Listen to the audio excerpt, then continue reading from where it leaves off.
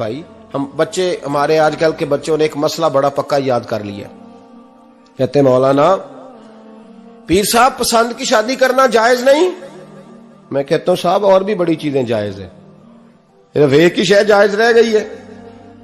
رسول پاک صلی اللہ علیہ وسلم سوائے اللہ کے کسی کے پابند نہیں، کسی کے پابند نہیں.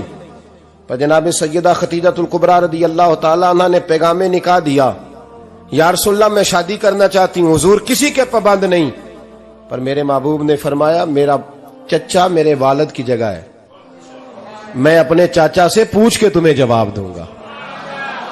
یہ ہے پسند کی شادی جو میرے نبی نے بیان فرمائی ہے. تو سارا کچھ کراس کر کر کے گزر جاتا ہے. یہاں تو حال یہ ہے کہ پالنے والا کوئی اور سائے میں بیٹھنے والا.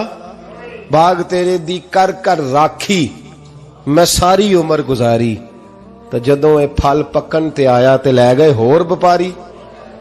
اور بیٹا گزرتا ہے اماں کے دروازے کے آگے سے، اماں کے دروازے کے آگے بیٹا امرود لے کے آیا ہے 6 کلو. توجہ ہے میری بات پر؟ ادھر دیکھیں جی، چھوڑیں تھوڑی دیر ہماری سنیں. وہ امرود لے کے آیا 5-6 کلو، تو اماں کے دروازے کے قریب سے گزر گیا رات کو. تو کمائی کھانے کا ٹائم آیا نا، تو گزر گیا. تو وہ وزیر اعظم سے ڈرتا ہے نا، تو جا کے بی بی سے کہتا ہے بی بی کے حقوق دینا بھی رسول اللہ کی سنت ہے. لیکن یہ کیا بات ہوئی، تو نے بیوی اور ماں کا مقابلہ شروع کرا دیا. سمجھ تو صحیح، یہ تیرے لیے کعبے کی جگہ ہے اور تو بیوی کے لیے کعبے کی جگہ ہے. اسے بھی سمجھنا چاہیے، غور کرنا چاہیے. 5 کلو امرود لے کے تو ماں کے کمرے کے قریب سے گزر گیا ہے. بی بی کو جا کے کہتا ہے چل آدھا کلو اماں کو بھی دے آ، اس کے کون سے دانت ہیں. تو پلیٹ میں ڈال کے وہ لائی ہے. تو سمجھا ہی نہیں، تو نے غور ہی نہیں کیا. بندہ تو وہ ٹھیک نہیں تھا، نپولین. پر کسی نے اس سے پوچھا تھا بتا زندگی میں پیسے لینے کا مزہ کب آیا؟ اس نے کہا کہ مجھے مزہ تب آتا تھا کہ میں اپنی ساری کمائی لا کے اپنی اماں کے ہاتھ پہ رکھتا تھا، اور پھر جب میں اپنی ماں سے تھوڑا تھوڑا خرچہ لیتا تھا نا، تھوڑا تھوڑا. توجہ ہے میری بات پہ؟ اماں جی 10 روپے دے آ جے.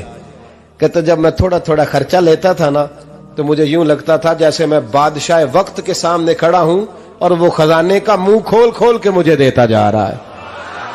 تو اس ذائقے کو سمجھ تو صحیح بھائی، تو اس کو سمجھ تو صحیح بھائی. یاد رکھیں اور غور کریں، ماں اور باپ. اور پھر یہ بھی سن لیں، نبی پاک صلی اللہ تعالی علیہ وآلہ وسلم نے ماں باپ کے لیے فرمایا ہما جنتک و نارک، یہی تیری جنت ہے اور یہی تیرے لیے جہنم ہے. اگر یہ راضی ہو گئے تو تیرے لیے جنت ہے، ناراض ہو گئے تو چاہے تو ایک 100 پیر کے مزار پہ حاضری دے آ، لیکن جب تک ابا راضی نہیں اتنی دیر تک اللہ راضی. یہ حدیث پاک ہے. حضور نے فرمایا جس کے والد راضی اس